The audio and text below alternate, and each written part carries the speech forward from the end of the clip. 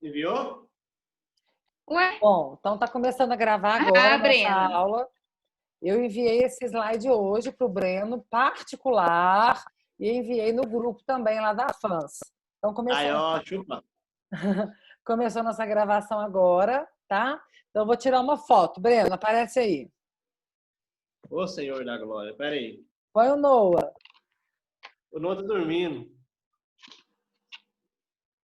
Tá acordando, na verdade. Olha aqui, Breno. Aí. Viram a foto? Eu vou mandar no final, tá guardadinho. Olha aí. Eu vou compartilhar a tela agora para a gente começar a aula. Pois bem. Então a gente vai começar a falar sobre aquela introdução, né, do mapeamento cerebral, do córtex cerebral, né, que o telencéfalo ele compreende os dois hemisférios, né, o hemisfério direito e o hemisfério esquerdo. A gente relembrando que cada hemisfério controla o lado contralateral do corpo, porque as fibras que saem do hemisfério lateral direito, na hora que chegam no tronco encefálico, na declinação das pirâmides, elas se cruzam, chegando até fazendo o controle do movimento do lado oposto. E do lado esquerdo a mesma coisa. O nosso cérebro ele é aberto, né? Ele tem uma fissura até o corpo caloso, que é o primeiro local de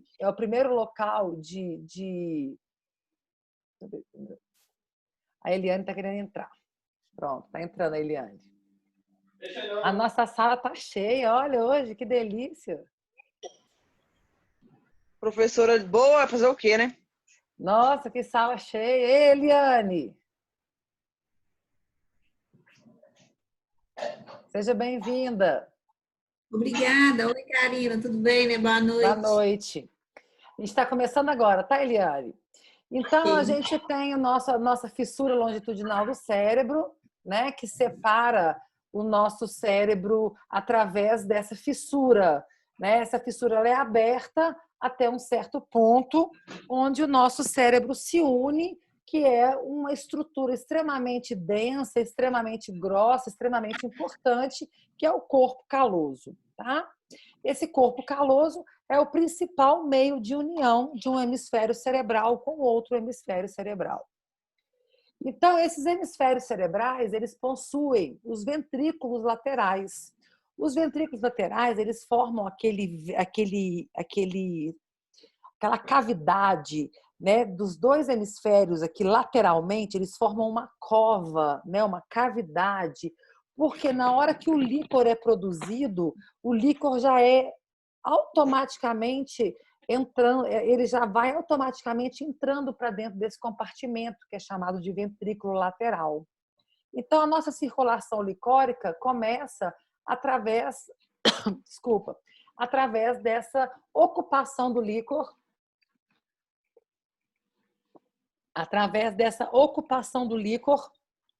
dentro dos ventrículos laterais, que são tanto no hemisfério direito quanto no hemisfério esquerdo. Tá? Então, nós temos cavidades, eles ficam logo ao lado do corpo caloso, né? São cavidades num formato côncavo, né? Onde ali o líquor é produzido e ele já enche essas cavidades que são chamadas de ventrículos laterais. E cada hemisfério cerebral possui 3 polos.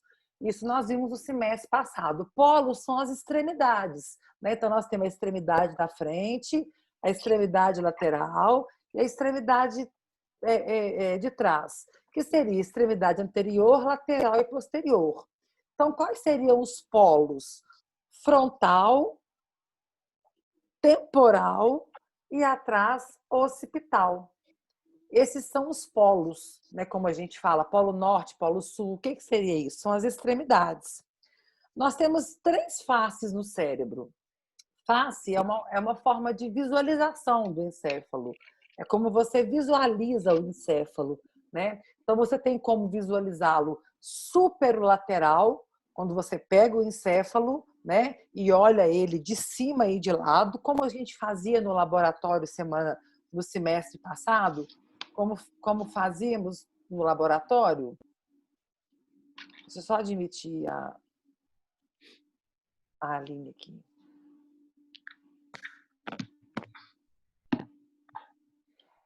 Como fazíamos no laboratório semestre passado, quando você pega, né, o encéfalo inteiro, fechadinho, você está tendo uma face superolateral, você está tendo uma visão superolateral. Quando você abre ele ao meio, quando a gente partia ele ao meio assim e olhava por dentro, nós tínhamos uma visão medial.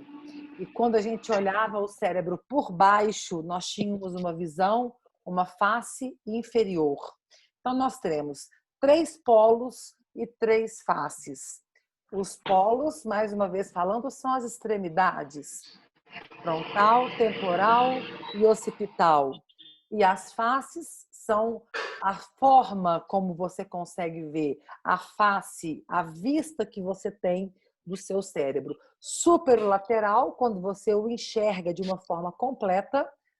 Você tem a face medial, quando você abre e olha ele ao meio, e você tem a face inferior, quando você olha o cérebro por baixo. A circulação do líquor, né? Eu vou colocando aqui, depois a gente tem uma fotinha, que essa fotinha é nossa tradicional, e eu vou numerando aqui cada local que eu falar lá para vocês, tá? Então, primeiramente, ele é deixa eu só dar boas-vindas para a Aline aqui, tá bom, Aline? Aline Ferrão, tudo bem? Seja bem-vinda, viu, Aline? Aline, pode falar um oi? Oi, Karina. Boa noite. Seja bem-vinda. Gente, a nossa aula tem 8 pessoas. Boa noite. Delícia! É igual a apresentação de televisão. Eu tive que tirar o som porque minha sobrinha... Pode desligar o som, pode desligar, não tem problema não. Então vamos lá, eu vou numerar aqui, depois eu numero para vocês lá na figura onde eu vou mostrar para vocês direitinho, tá? Então a gente vai mostrar aqui inicialmente como que eu vou fazer aqui, ó. Primeiramente, ele é produzido no plexo corioide. O primeiro local por onde o líquor passa, né, onde ele é produzido no plexo corioide. Do plexo corioide, ele vai para os ventrículos laterais, direito e esquerdo. Logo após, ele vai para o forame interventricular. Ele passa pelo terceiro ventrículo, daí ele passa para o aqueduto cerebral ou aqueduto de Sylvius. Descendo mais um pouquinho, ele vai para o quarto ventrículo e daí ele já pega a circulação através do espaço subaracnoide do nosso espaço medular, do nosso espaço das meninges, né?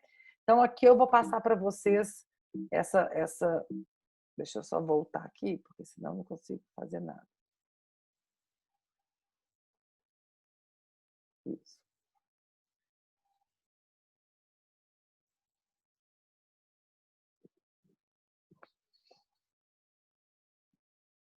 Pois bem. Então, começamos aqui. Aqui é o plexo corioide. Deixa eu colocar para vocês aqui coloridinho, que depois a gente vai formar e vai colocar. Aqui é o plexo corioide. Eita, até a gente conseguir, né, fazer tudo que a gente quer.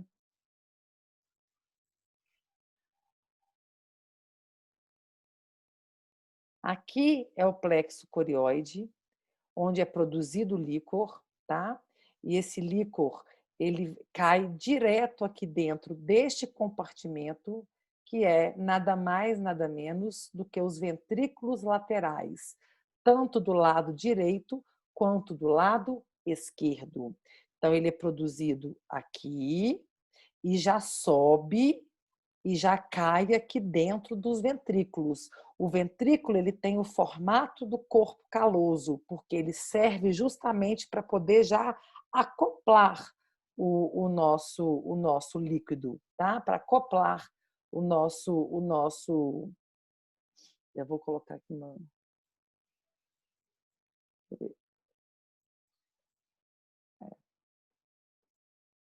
ele serve aqui para acoplar o nosso líquor que é produzido aqui. Logo que ele sobe aqui para cima, pro plexo do plexo corioide para os ventrículos laterais, ele vai descer por esse reguinho aqui, olha, por esse buraquinho aqui, por esse forame, chamado forame interventricular.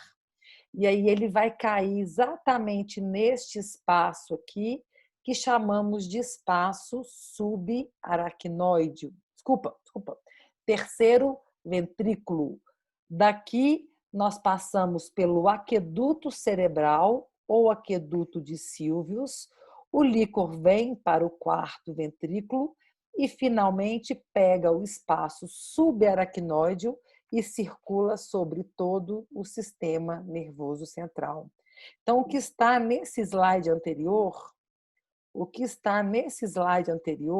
que eu passei para vocês aqui, é exatamente o passo a passo. 1, 2, 3, 4, 5, 6, 7, que seria dessa forma. 1 aqui, o 2, eu não estou sabendo numerar aqui, mas uma hora eu vou conseguir fazer. Quer ver? Texto, vamos lá. Número 1. Aqui número 2. Aqui número 3. Aqui número 4.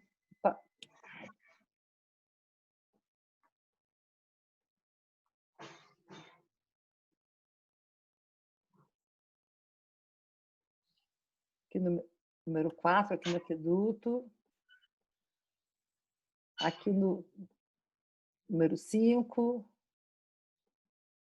E aqui no número 6. Então, ele começa 1, 2, ficou faltando 3 aqui, mudou tudo. O 3 aqui, esse daqui não é mais o 3, é o 4.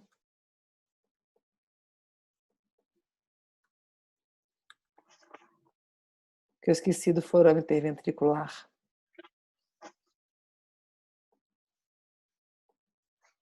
Vamos lá de novo, eu vou colocar num texto melhor. Então, aqui é o 1, aqui é o 2, aqui 3, que seria o forame interventricular. 3, aqui o 4, aqui o 5, aqui o 6, um pouquinho mais para frente, né, que seria aqui, o 5 um pouquinho mais para frente, que seria aqui, aqui. E por fim, aqui embaixo, o 7. Então, se a gente parar, né, para olhar ali, nós teremos exatamente 1, 2, 3, 4, 5, 6, 7, que são esses 7 locais aqui, tá? 1, ele começa aqui no forame, no plexo. 2, ventrículo lateral. 3, forame interventricular. 4, terceiro ventrículo. 5, aqueduto cerebral. 6, quarto ventrículo. E 7, forame interventricular. Tá? Então, esse seria basicamente a circulação licórica, né? De uma forma bem simples, né? De uma forma assim, mais resumida, que a gente pode falar, né? Para poder localizar vocês, de acordo com o trajeto, desde o local da produção até o local do escoamento, para que ele pegue a meninge, né, para que ele pegue o espaço subaracnoide e faça a circulação licórica de todo o nosso sistema nervoso central. Tá? Para o próximo slide, aqui a gente tem uma face superolateral. Olha só, como é que é essa face superolateral? Você está vendo o cérebro de cima e lateralmente. Aqui nós temos o polo frontal, aqui atrás o polo occipital, Aqui lateralmente nós temos o polo temporal e a gente vê claramente que o cérebro ele é separado por essa linha, essa fissura, chamada fissura longitudinal do cérebro. Nós temos aqui esses risquinhos que são chamados de sulcos e esses giros que são a massa encefálica, que são chamadas de giros ou circunvoluções cerebrais, né? Então nós temos o nosso hemisfério direito e o nosso hemisfério esquerdo. Essa linha, que é a fissura longitudinal do cérebro, ela vai aprofundando até quando encontra o corpo caloso. Encontrando o corpo caloso, ela se une, os dois hemisférios se unem e a partir do corpo caloso para baixo torna-se uma única estrutura que vai constituir o diencéfalo, o tronco encefálico e assim sucessivamente, tá? Então, é só para lembrarmos que nós temos dois hemisférios e, consequentemente, nós vamos ver também nessa aula de mapeamento cerebral, não hoje, que ela é mais para o final, mas na segunda-feira que vem, as funções também que um hemisfério tem do outro, embora anatomicamente iguais, com algumas diferenças anatômicas de giros, de sulcos, que a gente sabe que o nosso lado direito do corpo nunca é igual ao lado esquerdo, o cérebro também não seria. Mas nós temos diferenças funcionais do funcionamento, né, do hemisfério direito para o hemisfério esquerdo.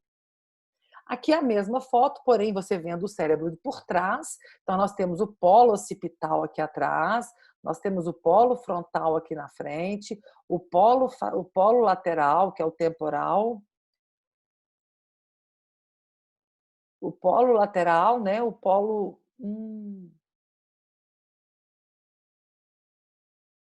Eu saí da reunião. Não. Não. É porque eles mandaram eu registrar aqui que para poder comprar mais tempo no Zoom, mas aí a gente abre outra reunião. Tá faltando 9 minutos, não tem problema, porque eu demorei para começar. Aí a gente tem, então, a fissura longitudinal, né? E os principais giros. A gente vai ver que nós temos os principais giros aqui, tá? Não são todos têm nome, todos. Os principais, principalmente aqueles mais funcionais, aqueles mais atuantes, eles têm giros, eles têm nomes, e são giros com mais frequência e eles têm nomenclatura, tá? Mas dessa forma a gente vai perceber que nós temos alguns locais de divisão para poder fazer essa separação de uma região, de um córtex, de um mapeamento cerebral para outro. Porque é impossível se a gente tivesse que saber cada linhazinha dessa. Então, o córtex ele tem a separação, ele tem uma divisão para que isso facilite o nosso estudo em relação às regiões funcionais. Então, para isso, a gente inicialmente divide o córtex, né, em sulcos. Os sulcos delimitam os giros, né? Esses giros também são chamados de circunvoluções cerebrais, né? A existência desses sulcos permite que tenham um aumento da superfície sem aumentar o volume. Por que é importante ter esse sulco cerebral? Porque nós já estudamos e sabemos que nós temos artérias, veias, vasos dentro do nosso cérebro, né? Dentro não, no nosso cérebro, abaixo da calota craniana, nas meninges, abaixo das meninges. Então a gente tem que ter espaço para que esse volume sanguíneo, esse volume licórico circule. Então esses giros e esses sulcos, eles existem exatamente para acoplar essa parte vascular que nós temos dentro do sistema nervoso central, tá? Então é muito importante isso, porque assim como eu falo várias vezes, imagina se nosso cérebro fosse como uma bola de aniversário, um balão de aniversário, todo redondo, não tem lugar para nada, qualquer coisinha que colocar ali, o balão faz o quê? Pluf, explode, né? Um pouquinho de ar a mais que a gente coloca lá, o balão já explode. Então esses sulcos, eles vêm justamente para poder acoplar, para dar espaço para que o cérebro consiga ter movimento, né, de circulação venosa e circulação arterial. Alguém quer falar alguma coisa? Tranquilo. Não? Então tá bom. Muitos sulcos são inconstantes, aquilo que eu falei, né? A gente tem sulcos demais da conta. Nosso cérebro é todo repartido, ele é todo cheio de cortezinho, muitos sulcos e, consequentemente, muitos giros, né? E não são todos que recebem denominação, não são todos que a gente consegue dar nome e reconhecê-los, né? Nós temos um padrão de sulcos e de giros que são semelhantes do hemisfério direito para o hemisfério esquerdo. E daí a gente tem um padrão que a gente acha constante tanto do hemisfério quanto para o outro. E quais são esses padrões? Os padrões, eles são basicamente essa parte que nós começamos a dividir o nosso hemisfério no sulco lateral e no sulco central, né? O sulco lateral, eu falei para você semestre passado, só para a gente recordar, é esse sulco que fica aqui acima da nossa orelha. A localização dele é praticamente aqui acima da nossa orelha. E o sulco central é como se formássemos um arquinho na nossa cabeça. É como se colocássemos um arco, uma tiara. Esse é o sulco central, esse é o sulco central e este é o sulco lateral. Então, nós temos estes dois sulcos de importância, como se fosse uma referência para que a gente localize os outros sulcos e os outros giros também. Porque é muito difícil você pegar o cérebro, uma garrafa de água, essa linha aqui da água viva. Não, então você começa como? Não, tem uma tampa, depois da tampa ela abre, depois começa os giros, os sulcos. Então a gente tem que ter sempre na anatomia uma referência de onde começar a perceber, de onde a gente começa a perceber a localização das estruturas. Então a gente tem pontos de referência. E no caso do cérebro, nós temos esses dois, o sulco central e o sulco lateral. Da seguinte forma, vou botar uma foto aqui para vocês, só para depois eu volto. O sulco central seria este daqui, onde eu estou passando o mouse, sulco central e o sulco lateral. O sulco central, ele separa o lobo frontal do lobo parietal. Então, ele é um importante sulco porque ele separa duas áreas de grande importância e de funções distintas no nosso mapeamento cerebral. Depois eu vou voltar. E o sulco lateral, que é este sulco aqui que nós estamos vendo aqui lá de lado, aqui bem ao lado, ele também é um importante sulco, porque ele separa o lobo temporal dos lobos frontal e parietal. Tá? Então, a gente parte do princípio estudando dessa forma. Não é chegando aqui e olhando, esse sulco aqui, qual que é? Esse sulco aqui, esse risquinho aqui é qual?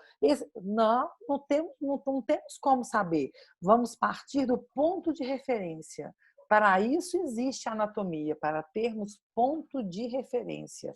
Qual o nosso ponto de referência? Sulco central, achei ele aqui, ó. Ele é sempre nítido, sempre muito nítido. E o sulco lateral, achei ele aqui. Então, ele é sempre muito nítido. Então, sabemos que temos uma separação frontal do parietal através do sulco central e temos uma separação do mapeamento cerebral pelo sulco lateral, onde eu estou passando o mouse aqui, que vai separar a nossa região temporal das nossas regiões frontal e parietal. Faltam 2 minutos, mas eu vou chamar vocês de novo, porque eu quero terminar pelo menos esse início para a aula que vem, a gente ter um aprofundamento maior, tá? Então, olha aqui, o sulco central, é só especificando, desculpa, vamos no sulco lateral. O sulco lateral, que é esse de lado, que fica acima da nossa orelha, ele inicia-se na base do cérebro e separa o lobo frontal do lobo parietal e do lobo temporal. Então, ele fica aqui e o outro está aqui, então ele fica na divisão dos 3 lobos, frontal, parietal e temporal. Já o sulco central, ele está aqui. Ele vai dividir o lobo frontal do lobo parietal. Ele vai separar somente 2 áreas do mapeamento cerebral. Ele vai separar a área frontal, que teoricamente a gente já vai entender que essa área frontal é a área responsável pela nossa parte motora, e a área parietal, que é responsável pela nossa sensibilidade geral. Sensibilidade geral é o mesmo que somestesia, é o mesmo que sensibilidade geral, sensibilidade, dor, calor, pressão, sensibilidade que não faz parte dos órgãos do sentido, tá? Seria sensibilidade de uma forma geral, que é chamada de somestesia. Falta menos de 1 minuto, eu vou cancelar, vou chamar vocês de novo, por favor, entrem de volta para a gente poder terminar isso aqui, que tá bacana, que a gente já vai percorrer um caminho bom aqui, tá? Eu vou tomar uma água. Oi? Ok. Ok? Eu vou, Ok. já falta menos de 1 minuto. Vou tomar uma aguinha, vou fazer xixi e já volto chamando vocês. Beijo. Tchau. Ai, Aline, aparece aqui, eu vou tirar uma foto agora, todo mundo.